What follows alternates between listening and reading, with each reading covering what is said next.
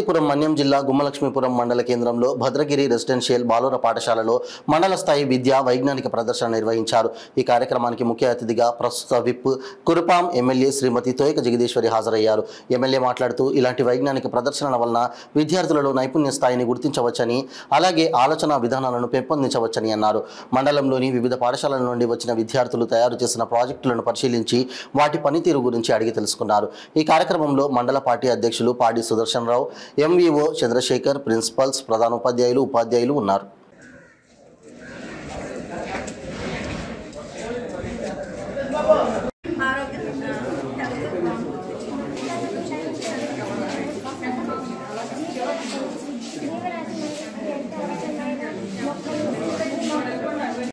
Villages లో ఉన్న members కి మేము అంటే దీనివల్ల అవగాహన కలిగించాం। ఫార్మర్స్ దగ్గర తీసుకున్నాం మేడం। ఇంకా దీని యొక్క ప్రైజెస్ కూడా తీసుకున్నాం మేడం।